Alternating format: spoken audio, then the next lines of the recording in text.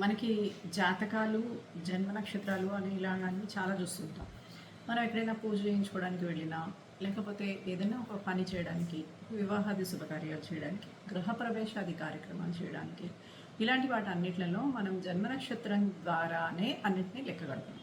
ఒక అమ్మాయి మనకి సూట్ అయిందా లేదా, ఒక అబ్బాయి మనకి సూట్ అయ్యాడా లేదా, లేకపోతే ఏ ఇంటికి మనం ఏ సమయంలో వెళ్ళాలి, ఏ కారైనా లేకపోతే పెద్ద పెద్ద వస్తువులు ఏవైనా కొనుక్కునేటప్పుడు మన జన్మ నక్షత్రానికి సంబంధించినంత మటుకు ఏ విధంగా ఉంది.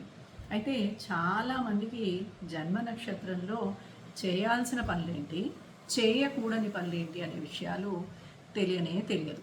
కానీ మనం అన్నీ తెలుసు అనుకుంటాం. అయితే మనకి జన్మ నక్షత్రంలో చేయతగిన పనుల గురించి తెలుసుకుందాం. అన్నప్రాసన చేయొచ్చు, అక్షరాభ్యాసం చేయొచ్చు, చౌల కర్మ చేయొచ్చు, నిషేకం చేయొచ్చు, యాగం చేయొచ్చు, భూ సంపాదన చేయొచ్చు, వ్యవసాయం చేయొచ్చు, ఉపనయనం చేయొచ్చు, ప్రమాణ స్వీకారం చేయొచ్చు. ఇవన్నీ శుభకర్మలకు జన్మ నక్షత్రం యోగదాయకం.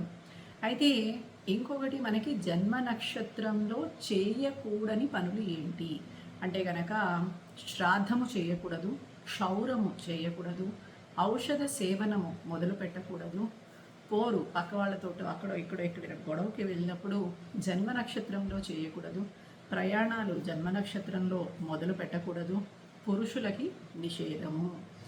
తర్వాత గర్భాధాన సమయము ఏదైతే మనకి పెళ్ళైన తర్వాత జరుగుతుందో దానికి ఈ జన్మ నక్షత్రము పనికిరాదు.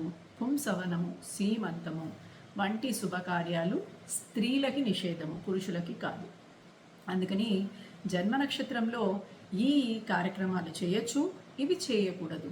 అందువల్ల ఎవరైనా జ్యోతిష్యులని మీరు సంప్రదించినా, ఎవరితో అయినా మాట్లాడినా మనకి కూడా ఎంతో కొంత తెలిసి ఉంటే మనము జ్యోతిష్ శాస్త్రజ్ఞులు ఏం చెప్పారు, ఈ శాస్త్రజ్ఞులు చెప్పింది కరెక్టేనా కాదా, వాళ్ళు మనకి సరి అయిన దారి చూపిస్తున్నారా లేదా, మనమే గుడ్డిగా పోయామా అనే విషయాలు మనకి తెలుస్తాయి.